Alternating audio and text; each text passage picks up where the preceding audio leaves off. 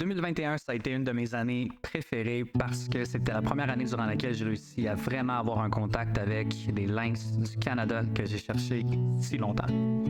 Donc, ça s'est passé durant un voyage vers le nord, dans le coin de Baie James, Abitibi, un voyage que je fais presque chaque année maintenant, puis qui me permet d'aller à la rencontre d'animaux qu'on voit peut-être un peu moins régulièrement dans le coin ici, comme justement les lynx et autres. Ça faisait quelques jours déjà que j'étais sur place, puis j'avais rien vu jusqu'à maintenant, mis à part des pistes de lagopèdes, quelques lagopèdes également. C'était pas la folie, il y avait un peu d'oiseaux, j'ai vu des traces de lynx aussi, mais presque rien d'autre durant les premières journées. À un certain point, je suis rendu à peu près 20-25 km assez creux dans le bois sur un chemin forestier, et puis là, il y a une lumière qui s'allume dans mon camion qui m'indique que j'ai juste 10 démarrages restants parce qu'il y a un problème avec le système anti-pollution. Si vous avez lu mon livre Taiga, vous allez rire parce que vous savez que j'ai une relation amour-haine avec ma vanne qui m'aide vraiment beaucoup dans mes voyages, mais qui m'a quand même nuit pas mal aussi.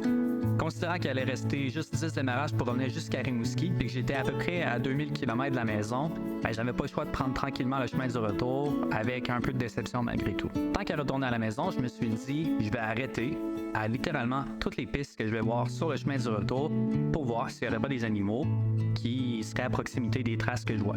Mi-chemin environ, je regarde le long de la route tout en roulant, pas super sécuritaire tout le temps, mais c'est une déformation professionnelle.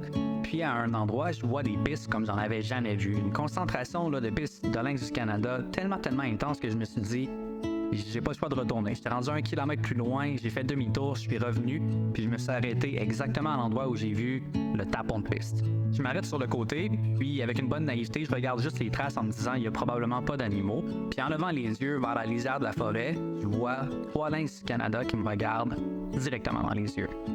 Évidemment, je capote. Je sais pas comment réagir. Je commence à prendre des photos rapidement parce que je me dis c'est sûr qu'ils s'enfuient, puis qu'ils vont retourner dans la forêt, puis qu'ils vont s'éloigner de moi. Mais finalement, ils décident de rester là. Il y en a un des 3 qui quitte, probablement un mâle, puis les 2 autres, une mère avec un jeune, décident de rester sur place. Finalement, la mère avec le jeune, ils sont ultra tolérants par rapport à ma présence. Ils restent sur place, bien couchés. Sauf que là, le soleil se couchait lui aussi. Puis finalement, j'ai commencé à manquer de lumière pour pouvoir prendre des photos qui étaient vraiment précises. Malgré tout, dans la soirée, j'en ai capté plusieurs. Puis là, je me suis dit, ça vaut aussi la peine que je reste sur place pour le lendemain matin. Est-ce qu'ils vont encore être là?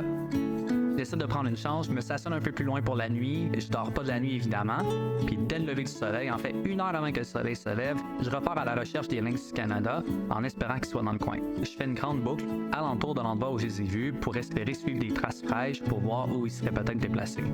Finalement, en revenant le long de la route vers la vanne, je vois encore des traces fraîches du matin même.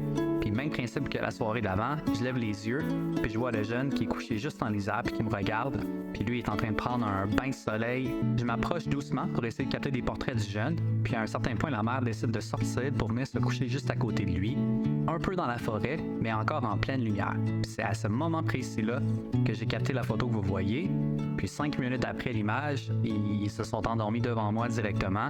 Puis quand je suis parti, il y avait encore les yeux bien fermés. Puis je me suis dit, mission accomplie, ils n'ont pas été dérangés. Puis ça a été encore à ce jour probablement une de mes plus belles rencontres avec le lynx du Canada.